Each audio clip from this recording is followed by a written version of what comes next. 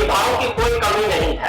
और आज हमारे साथ ऐसे ही एक युवा चेहरे हैं निखिल जी, जिन्होंने वुशु कंपटीशन में जॉर्जिया से कांस्य पदक यानी ब्रॉन्ज मेडल जीतकर नरेला का मान और सम्मान बढ़ाया है।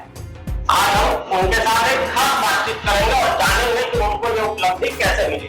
निखिल जी, सबसे पहले तो आपका स्वागत है और इस उपलब्धि के लिए आपको बहुत बहुत बधाई। हम पहले आपसे जानना चाहेंगे कि आप इस उपलब्धि के क्रेडिट है इसे देना चाहेंगे। नमस्ते भैया, पहली बात तो धन्यवाद आपका। और फिर मैं जो क्रेडिट है मैं कोच सामने भाई को देना चाहूँगा। क्या कि भाई तू कर सकता है, क्योंकि डिमोटिवेट करने वाले बहुत थे कि भाई तेरे बस के लिए है तेरा है। उस टाइम पे जब मैं स्टार्ट किया मैंने, जब मेरा वेट अराउंड 108 के अराउंड था, और फिर मैं क्या फिर ऐसे धीरे धीरे वेट करते करते कम करते 85 में गया हूँ मैं। 85 में आया मेरा ब्रॉन्ज मेडल। और फिर मुझे कईयों ने मना किया कि भाई तेरे बस की नहीं है, रहने से क्या करेगा करके, पर भाई ने हौसला दिया कि कोई नहीं करेगा।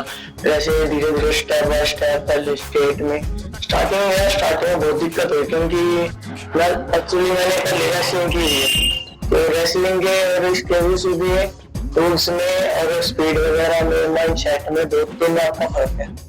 इसमें आपको मान लो कि मुझे पहले एक्शन करना पड़ता है, उसके लिए आपको फुर्ती वगैरह।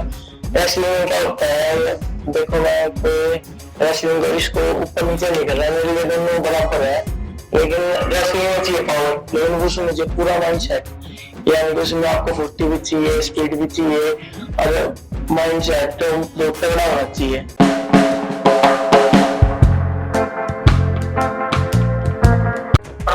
आप निखिल के कोच रहे हैं। नमस्कार सर। पहला तो जानना चाहूंगा कि ग्रामीण दिल्ली में जहाँ कोई इंफ्रास्ट्रक्चर नहीं सरकार प्रोवाइड कराती खिलाड़ियों के लिए, आपके माइंड में ये कैसे आया इंस्टीट्यूट शुरू करने का? नमस्कार सर, मैं से ये वो शुरू कर रहा हूँ। और जब मैं ट्रेनिंग कर जाता था, मैं जाता था नवी स्कूल सोनी नगर में था। उस टाइम देखा मैंने संघर्ष कराया। 2013 में मैंने ITP ज्वाइन की। 2012 मेरा CRP में सिलेक्शन हो गया था। 2013 मेरा एयरफोर्स में सिलेक्शन हो गया था सर। लेकिन मैंने ITP ज्वाइन की क्योंकि इसने मेरा 5 ITP में रहता था। हम दोनों ने स्पोर्ट कोटे ज्वाइन की थी। फिर मैं 2019 में मेरे फादर की डेथ हो गई थी, तो फिर मैं नरेंद्र में आया। फिर मैंने आकर माहौल देखा, क्योंकि सभी लोग ऐसे थे कि हम हमारे पांडे मोर्चा में साथ मोस्टली नशे पत्ते ज्यादा करते थे। तो मैंने धीरे धीरे खाड़ा खोला, फिर धीरे धीरे सुबह सेटअप तैयार किया। अब मेरे पास धीरे धीरे गाँव के बच्चे आने लगे। लेकिन मेरे पास 2022 में आया था, समझे ना, 22 में आया था। ये पहले रेसलिंग करता था, तो भाई मेरे को शुरू करनी है। बहुत सारे कोच थे जिसके पास आके भाई इसको मत कराओ ट्रेनिंग, ये कराओ मत कराओ। भाई कोई नहीं, मेरे पड़ोसी है, मैं कराऊंगा। मैंने सुबह शाम की ट्रेनिंग कराई। स्टेट में इसका ब्रोंज आया, फिर इसका गोल्ड आया, फिर ओपन ट्रायल हुआ नेशनल का, उसमें इसका मेडल आया। फिर बाद इसके लिए जो जगह ट्रायल हुआ उसमें इसने क्वालिफाई किया। फिर ये बाहर खेल के जाके जब इसका कोच मिलता है सर।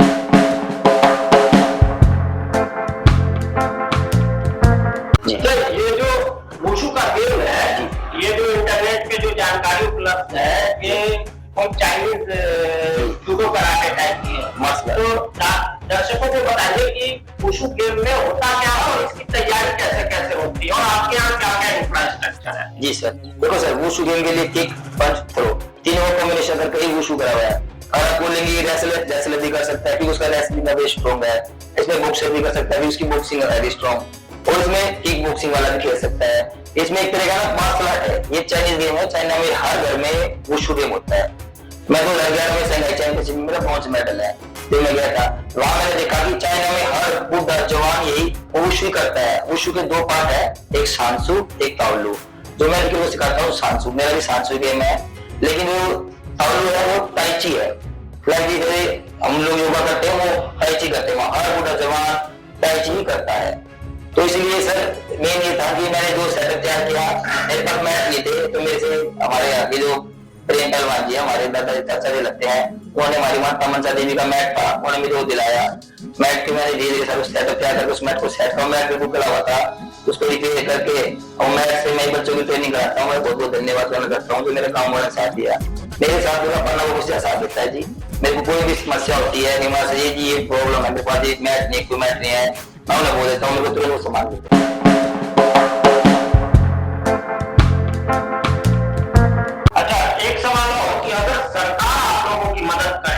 जी सर। तो नरेला जो ग्रामीण क्षेत्र है, यहाँ पे कितने टैलेंटेड बच्चे बाहर जा सकते हैं? जी सर, नरेला सर वो क्षेत्र है वुशु में आज दिल्ली में 15 साल से 10 वेट होते हैं, नरेला से 8 वेट जाते हैं वुशु दिल्ली टीम से हमेशा जाते हैं। अभी जो सिलेक्शन हुआ है सब जूनियर का, उसमें 5 वेट नरेला ले गई हैं। इससे पहले सीनियर नेशनल वाला देहरादून में 10 वेट में 8 वेट नरेला लेके थे सर। जूनियर में जो टीम गई थी लास्ट टाइम जो कोम्बलपुर में जूनियर नेशनल, उसमें 10 से 7 वेट नरेला ले गए थे। नरेला गढ़ है वुशु का, मतलब ये मान लो कि हर घर से वुशु में कोई ना कोई खिलाड़ी है। पूरी दिल्ली में सबसे बेस्ट सेंटर है नरेला का। एक मैं चलाता हूँ, एक है जागीर राम, वो मेरा स्टूडेंट है, वो भी NW से वो चलाता है, उसके भी बेस्ट है। उसके तो मान लो सर कि हर बच्चा 2-3 गवर्नमेंट जॉब ले लेते हैं। मेरी एकेडमी में लड़की थी प्रेरणा नाम की, अभी उसने लास्ट है यूपी पुलिस में ज्वाइन की है।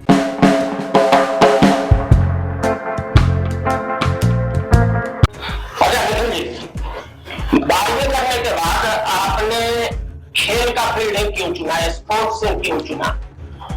क्योंकि जी हमारे यहाँ पे जो अधिकतर बच्चे हैं वो नशे पते में है, तो घर वालों ने बोला था कि भाई चाहे तो कुछ कर ले, चाहे गेम कर ले, चाहे पढ़ाई कर ले, लेकिन इन आदतों से बच के रहना है। तो इन चीजों से बचने का सबसे बेस्ट ट्रिक रहा कि भाई किसी ना किसी गेम के फील्ड में घुसो, अपने आप को स्वस्थ रखो, मतलब कहीं ना फिर धीरे धीरे यहाँ पे हमारे गाँव के पास में बाबा अखाड़ा है, तो मेरे ताऊ जी ने मेरे को वहाँ पे करवाया मेरा एडमिशन। तो फिर वहीं से खेलते खेलते धीरे धीरे इंटरेस्ट वहीं से स्टार्ट हुआ था मेरा। किसके अंदर खेलते थे? मेरे दोस्त थे श्री आनंद प्रकाश कदरी। ओके। अभी तो ये हमारे बीच नहीं है, एक्सपायर हो गए थे। तो फिर उनके बाद उनके की देख रेख में मैंने वहीं पे रह के किया मैंने भाई।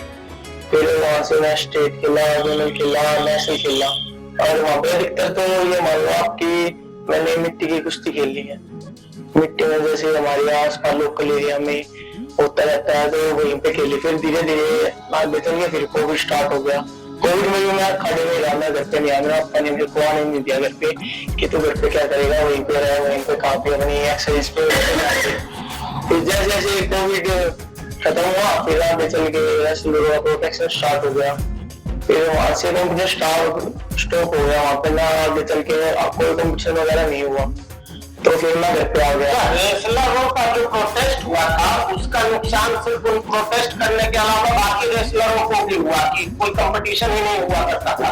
हाँ जी, सबसे ज्यादा नुकसान तो छोटे हम जैसे बच्चों को ही हुआ है, क्योंकि हम तो कंपटीशन के साथ रहते हैं, घर वाले इसलिए खिलाते हैं कि भाई आगे चल के कंपटीशन उसमें खेले, फिर मैच लगाने के बाद हमें वहां से जो वगैरह मिले।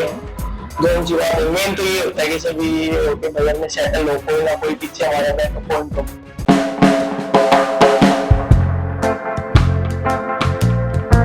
तो वुशु में आपने अभी तक कौन कौन से कंपटीशन किए हैं, और आपके जो अभी मौजूदा कोच है, जो आपका मौजूदा इंस्टीट्यूट है, उसमें अगर सरकार की तरफ से सपोर्ट मिले तो बच्चे कितना अच्छा कर सकते हैं?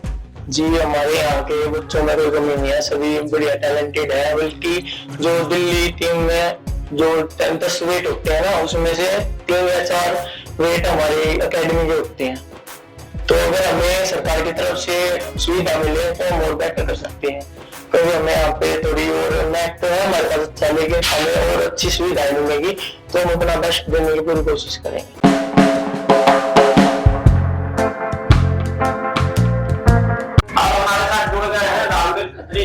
निखिल के ताऊ है चाचा। निखिल ने जब ये चुना रास्ता 12वीं करने के बाद, लोग अपने बच्चों को घर परिवार में डॉक्टर, इंजीनियर या बिजनेसमैन, और नरेला जैसे इलाके में तो प्रॉपर्टी डीलर और युवा नेता भी बहुत लोग ये प्रोफेशन हो गया है। तो निखिल ने जब ये रास्ता चुना था तो आप लोगों का पहला फीडबैक कैसा था, और अब आप लोग कैसा महसूस करते हैं जब निखिल देश विदेश में इतने सारे मेडल्स जीत के लाता है? देखिए, सबसे पहले मैं आपको एक घटना बताता हूँ जी। इसकी रुचि खेल में बहुत ज्यादा थी। हर बार यही कहता कि ताऊ जी मुझे ना कहीं किसी एकेडमी में मैं स्पोर्ट्स में जाना चाहता हूँ, रेसलिंग में जाना चाहता हूँ। मैंने इनकी मैडम को कहा कि ये स्कूल इसका एडमिशन हो गया है। किस स्कूल से निखिल ने किया? नेशनल पब्लिक स्कूल से।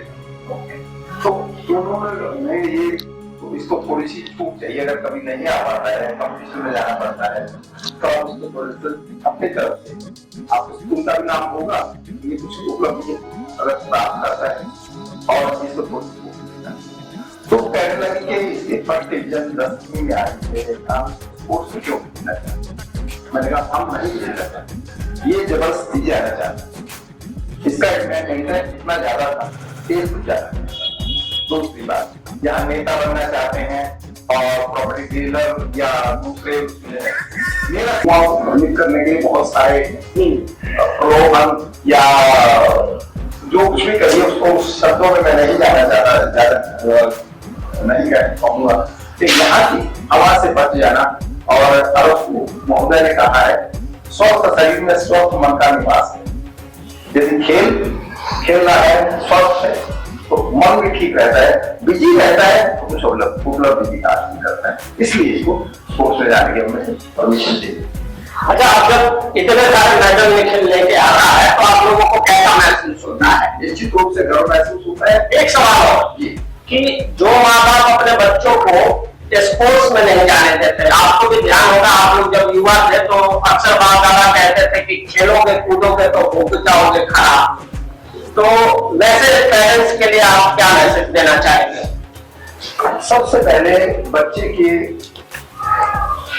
रुचि को देखना चाहिए और पहले बच्चा खेलना अगर पसंद करता है, अच्छी जो प्रतिभा है तो उसको निखार देना।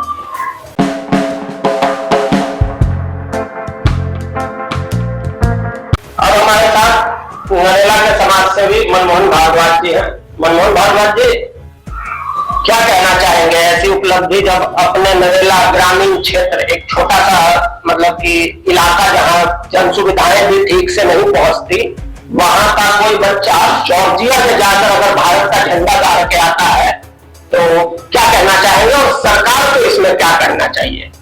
ये जो निखिल ने किया है ये केवल नरेला का नाम ही नहीं है, दिल्ली में 360 गांव है।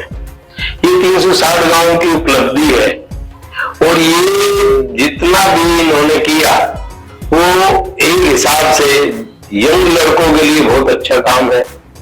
और यदि दिल्ली गवर्नमेंट इसमें इनको सुविधाएं दे तो 360 गांवों में हमारे यहाँ से सत्पाल हुआ, सत्पाल भी बवाने से हुए और बवाने में ही पढ़े। वो पहले से हमारे दिल्ली देहात में खेलों के प्रति सबकी जागरूकता होती थी, लेकिन धीरे धीरे वो कम होने लगी है। इन्होंने बच्चों ने आगे इस जागरूकता को बढ़ाया है और हम चाहते हैं कि दिल्ली गवर्नमेंट वैसे जैसे कहती है कि हम स्पोर्ट्स के लिए ये करेंगे वो करेंगे, तो इन्होंने करना चाहिए और इनको सभी सुविधाएं दें तो और भी बच्चे इसमें रुचि लेंगे और दिल्ली देहात का जो नाम है वो जैसे जैसे ऊपर होगा वैसे ही, जैसे हरियाणा में है, हरियाणा में स्पोर्ट्स के जो प्लेयर होते हैं उनको नौकरी दी जाती है।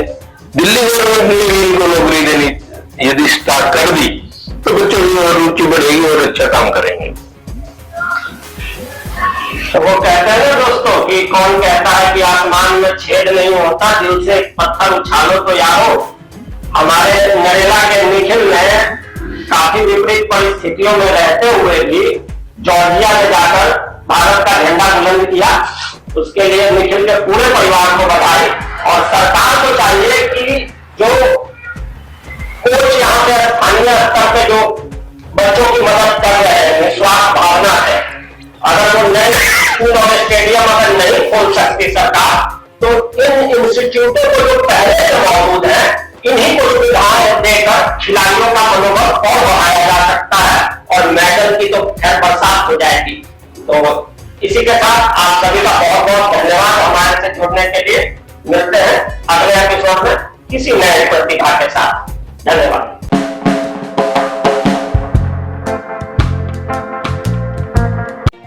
दिल्ली की खबरें यानी दिल्ली न्यूज़ 24।